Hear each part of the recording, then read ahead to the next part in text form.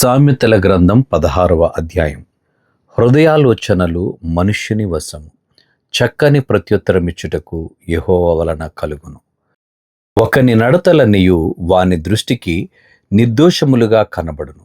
యెహోవా ఆత్మలను పరిశీలించును.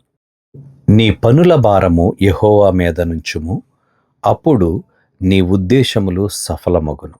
యెహోవా ప్రతి వస్తువును దాని పని నిమిత్తము కలుగజేసెను. నాశన దినమునకు ఆయన భక్తిహీనులను కలుగజేసెను. గర్వహృదయులందరూ యెహోవాకు హేయులు, నిశ్చయముగా వారు శిక్ష నొందుదురు. కృపాసత్యముల వలన దోషమునకు ప్రాయశ్చిత్తము కలుగును. యెహోవా యందు భయభక్తులు కలిగియుండుట వలన మనుష్యులు చెడుతనము నుండి తొలగిపోవుదురు. ఒకని ప్రవర్తన యెహోవాకు ప్రీతికరమగునప్పుడు ఆయన వాని శత్రువులను సహా వానికి మిత్రులుగా చేయును. న్యాయము చేత కలిగిన గొప్ప వచ్చుబడి కంటే నీతితో కూడిన కొంచెమే శ్రేష్టము. ఒకడు తాను చేయబోనది హృదయములో యోచించుకొనను, యెహోవా వాని నడతను స్థిరపరచును.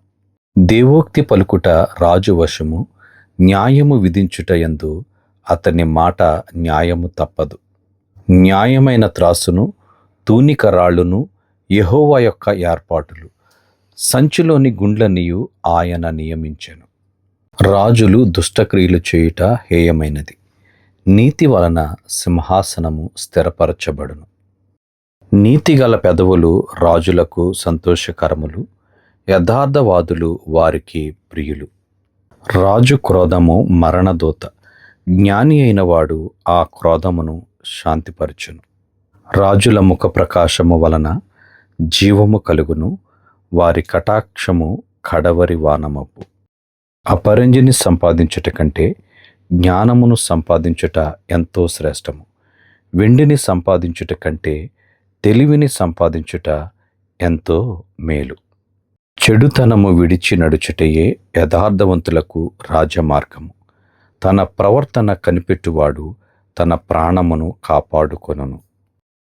నాశనమునకు ముందు గర్వము నడుచును, పడిపోవుటకు ముందు అహంకారమైన మనస్సు నడుచును.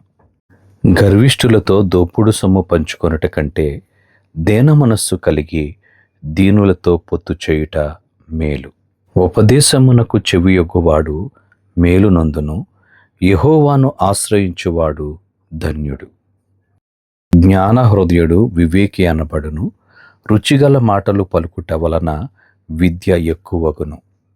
తెలివి గలవానికి వాని తెలివి జీవపు ఊట, మూఢులకు వారి మూఢత్వమే శిక్ష. జ్ఞానుని హృదయము వాని నోటికి తెలివి కలిగించును, వాని పెదవులకు విద్య విస్తరింపచేయును. ఇంపైన మాటలు తేనెపెట్టు వంటివి, అవి ప్రాణమునకు మధురమైనవి, ఎముకలకు ఆరోగ్యకరమైనవి. ఒకని మార్గము వాని దృష్టికి యథార్థముగా కనబడును, అయినను తుదకు అది మరణమునకు చేరును. కష్టము చేయు వాని ఆకలి వాని కొరకు వాని చేత కష్టము చేయించును, వాని కడుపు వానిని తొందరపెట్టును.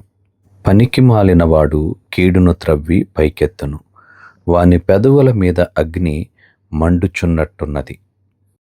మూర్ఖుడు కలహము పుట్టించును, కొండెగాడు మిత్రభేదము చేయును. బలాత్కారి తన పొరుగు వానిని లాలన చేయును, కాని మార్గములో వాని నడిపించును. కృత్రిమములు కల్పింపవలనని కన్నులు మూసుకొని తన పెదవులు బిగబట్టువాడే కీడు పుట్టించువాడు.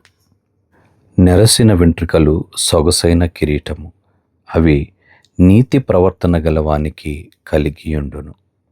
పరాక్రమశాలి కంటే దీర్ఘశాంతము గలవాడు శ్రేష్ఠుడు. పట్టణమును పట్టుకొని వాని కంటే తన మనస్సును స్వాధీనపరుచుకొనివాడు శ్రేష్ఠుడు. చీట్లు ఒడిలో వేయబడును, వాటి వలని తీర్పు యెహోవా వశము.